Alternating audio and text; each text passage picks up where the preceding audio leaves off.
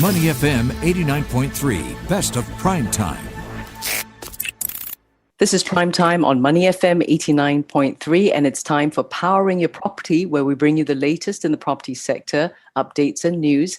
And the past 1 year obviously has brought about immeasurable changes. And the real estate industry, coupled with digitalisation, has changed the way properties are being transacted.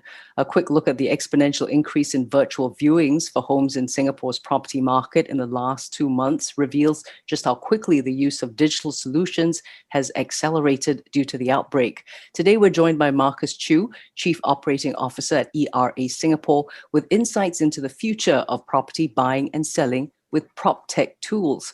Marcus, thanks for your time. Hey, thank you, Howie. So talk to us about consumer behavior changing in terms of property buying and selling because of the pandemic, and also buying and selling patterns as well. For all of us, not only the consumer, the pandemic has changed the way we work and live in one way or the other. The COVID-19 we have experienced global lockdown, we have experienced circuit breaker, and also travel bans were implemented. So consumer have not much choice but to hop on to their digital bandwagon as they readjust their life to the digital sphere. Well, in terms of the real estate services, it is also deemed as a non-essential service. So we are forced to evolve and learn to buy and sell and conduct property viewings online. And at the same time, I think the consumers are also more open, viewing properties digitally by ongoing virtual tours via Zoom, as process are streamlined to aid the buyers and the seller in the safe environments, and also for foreign customers who are based overseas. So you are seeing people embrace this, yeah, Marcus? Because I can't imagine. I mean, I bought my HDB flat some 10 plus years ago. I can't imagine not having seen it before buying it, in person. Oh, definitely. I can't imagine using Zoom 10 years ago too. You have not much choice, isn't it? Yeah. Especially if you're told not to get out of your house. Talk to us about then the increasing use of technology innovations like augmented reality when it comes to viewing and how that can be customized. The pandemic is definitely one way or the other route immeasurable lifestyle and also work change to the world. And last year was filled with a lot of uncertainty, especially when the COVID-19 just came suddenly. It has actually caused some form of disruption in the way we conduct our work, especially for us real estate agents. We have to do physical viewings, but there are hopes at the same time. So in my company, ERA, our goals is to lessen the financial stress on our agents, and we are therefore set to improve our work efficiencies for better results. So 2020 was a very important year for ERA, as we are determined to accelerate in our digital transformation as an agency. And we believe in continuing renewal and advancing of PropTech tools.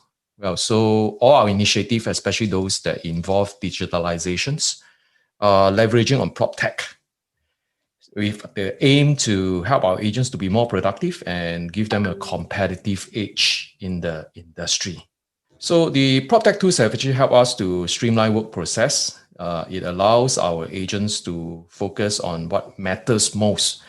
To us, tech will not be able to remove the high touch from our agents, that is building relationship and also providing personalized service and knowledge to every of our customers. And we also believe that agencies without tech support and innovations suffered during the circuit breaker, as we saw an increasing rise of real estate salesperson switching to ERA.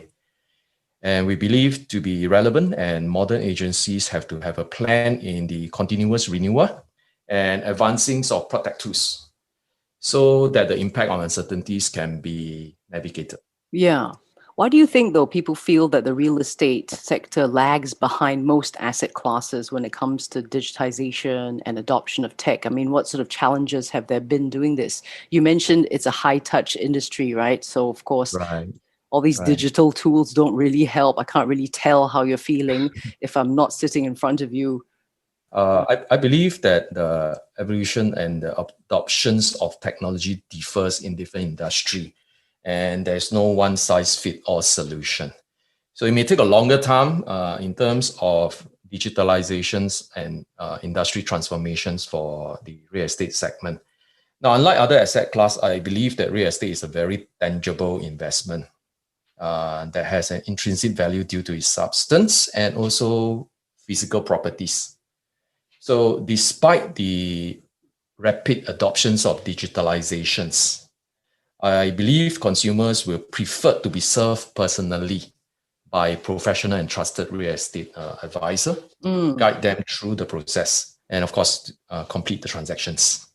Talk to us about ERA's RealtyWatch. It's the first and only client agent enabling CRM tool in the real estate industry. How's it work and everything?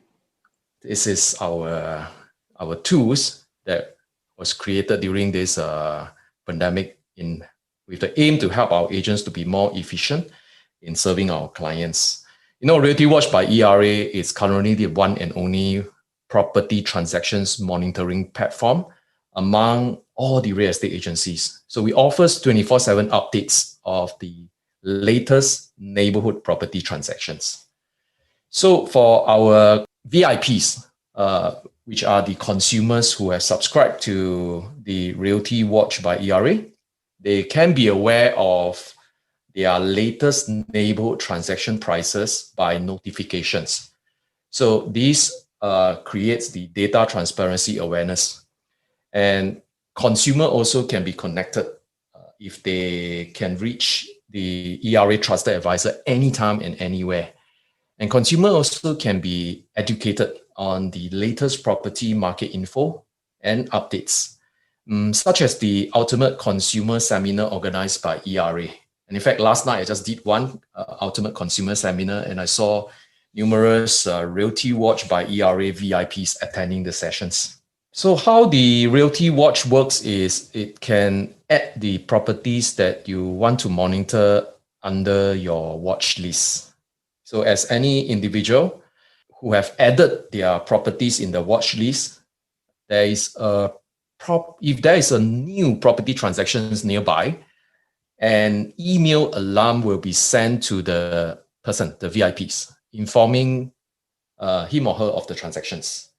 So these available data will help both property sellers and buyers, and possibly general publics who are not buying at the moment or not selling at the moment, to just have watching. a better understanding. Yeah. Yes, just watching. Yeah. To have a better understanding of the latest property transactions informations, okay, that they are interested to purchase or sell probably in the future.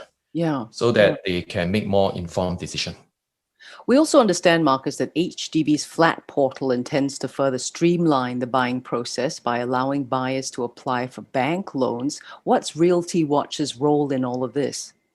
The HDB portal was launched on 13 January 2021.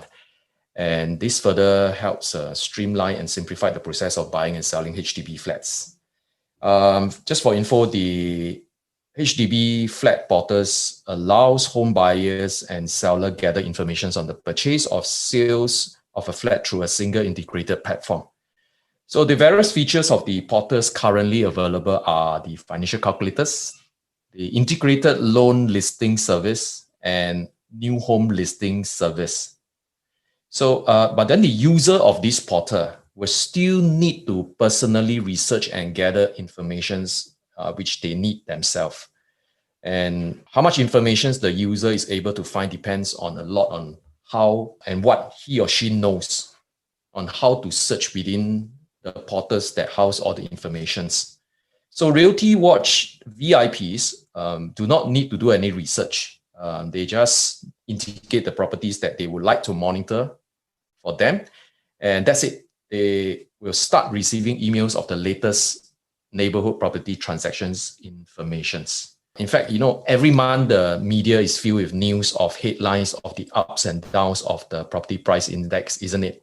So just last weekend, you've probably seen in the media there's this news that the HDB and the private resale property price index are all up. So this is like headline news. But the current PPI, what is PPI? As a matter of fact, is property price index. Yeah. It's actually computed using stratifications method. And under this method, transaction properties are grouped into different categories, based on property types, tenure, completion status, and also region. Right. So the median price of each category are then aggregated using a 12-quarter moving average weights to derive the PPI. Complicated, isn't it? Yeah. So, this data is also too generalized for the average home buyers and seller, because one of the key factors affecting prices is location. So the property price index do not actually specify what is the growth or the ups and downs of property prices in your locations. You only generalize the whole segment or the whole market. Yeah. So RealtyWatch helps consumer to get more accurate pricing information that is more personalized to them. And consumer can therefore track that price fluctuations of the latest property transactions around their neighborhood of their choice, so that they can make a more informed decisions. Information is power, right, Marcus? All right, certainly. Marcus Chu, Chief Operating Officer at ERA Singapore. Marcus, thank you so much for spending time with us, and stay safe, sir. Hey, it's a pleasure. How are you? This is Money FM 89.3. To listen to more great interviews, download our podcasts at moneyfm893.sg or download the SPH radio app available on Google Play or the App Store.